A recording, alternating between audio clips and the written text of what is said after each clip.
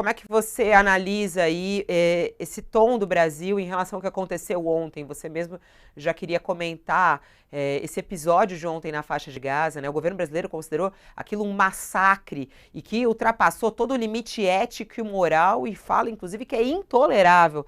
Tá certo o tom do Brasil diante do que aconteceu ontem na faixa de Gaza, Josias? Está muito certo, Fabiola. Não há como definir essa cena de ontem, senão como um massacre, né? O governo delimita muito bem a sua posição já no primeiro parágrafo da nota, né? O governo brasileiro tomou conhecimento, por consternação, dos disparos por arma de fogo por forças israelenses ocorridas no norte da faixa de Gaza, num local em que palestinos aguardavam o recebimento de ajuda humanitária. Na ocasião, diz a nota do governo, mais de 100 pessoas foram mortas e mais de 750 feridas por tiros, pisoteio ou atropelamento. Houve tiros. O próprio exército israelense admitiu que atirou. Houve pisoteio e houve atropelamento. E não há hipótese de Israel sair bem dessa cena, porque cabe à força que ocupa um determinado território organizar a distribuição de suprimentos humanitários. No caso de Gaza, os suprimentos são insuficientes, as pessoas estão morrendo de fome. Evidentemente, qualquer distribuição de alimentos, de remédios, está sujeita ao caos. Era preciso ordenar o caos. E não se promove a ordem disparando contra pessoas famintas que estão à procura de alimentos. Então, houve tiros. Israel faz cara de paisagem diante do caos e diz que não se pode responsabilizar o exército israelense pelas pessoas que foram pisoteadas ou pelos atropelamentos. Pode sim, Israel, o gabinete de Netanyahu, pode ser responsabilizado por isso.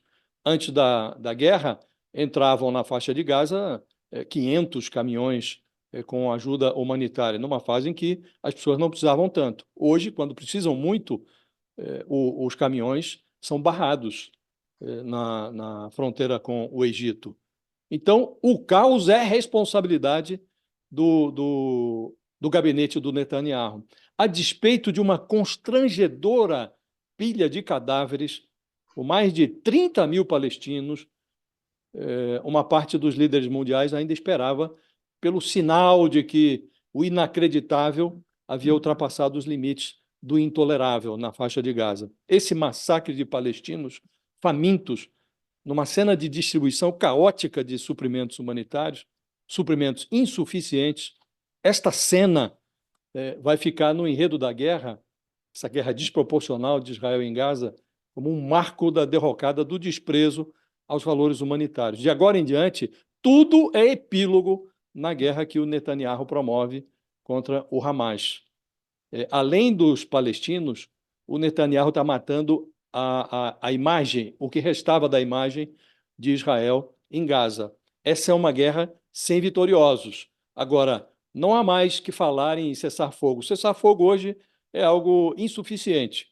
É hora de iniciar a investigação dos crimes de guerra inquestionáveis e encaminhar as punições. É esse cenário que nós estamos vivendo hoje. É. Inclusive, na nota, o governo cobra isso, né? As investigações e a responsabilidade. Eu aqui em dois momentos falei que na nota o governo brasileiro diz que passou, né, todos os limites éticos e legais. Eu falei moral, né? Mas ético e legal. São os limites ético, o limite ético e o limite legal. Quer dizer, está completamente fora da legalidade e da ética, né? Essa é a força dessa nota do governo brasileiro. Vamos lá, Thales, como é que você analisa aí, a gente que vem de alguns dias dessa crise Brasil e Israel, e o governo brasileiro não volta atrás, e muito pelo contrário, depois desse episódio de ontem, esse massacre de ontem, o governo brasileiro faz o seu papel de cobrar que Netanyahu encerre com esse massacre na faixa de Gaza. Essa nota, o governo brasileiro encontrou o tom exato, muito mais forte do que ficar discutindo, cair na armadilha do Netanyahu discutindo se é genocídio ou não é genocídio do ponto de vista técnico ou não técnico.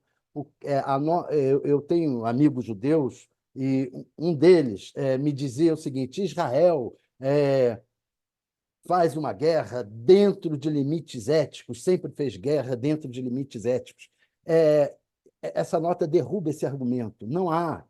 Israel não está fazendo guerra nenhuma dentro de limites éticos. Então, e não fica naquela discussão se é genocídio ou se não é genocídio, que é uma armadilha do Netanyahu. Ele fica tentando discutir esse assunto, levando a discussão para esse assunto, e acaba que a gente cai nisso. Não tem que cair. O que ocorre ali é um massacre estúpido, estúpido, que está sendo feito sem limites éticos, morais, de jeito nenhum, legais, de jeito nenhum. O Netanyahu. Agora, eu acho que antes a culpa era só do Netanyahu e do governo de Israel por esse massacre. Agora eu começo a pensar que os judeus progressistas têm obrigação de tirar o Netanyahu do poder. Enquanto o Netanyahu ficar no poder, vai ocorrer esse tipo de massacre. Tanto que o ministro da Defesa disse sobre esse episódio que os militares agiram certo, que estão agindo certo. A equivalente à ministra da Cidadania, dos Direitos Humanos lá em Israel, disse que o massacre é certíssimo. Então, tem que destituir o governo Netanyahu imediatamente. Não há condição de acabar com a guerra enquanto Netanyahu ficar no poder, porque, para ele, a manutenção da guerra é a permanência no poder. Enquanto houver guerra, ele acha que ele permanece no poder, e os judeus, Israel, sobretudo, os israelenses, não, vamos esperar acabar a guerra que a gente tira o Netanyahu. Não tem mais que esperar. Tem que derrubar o governo de Israel agora.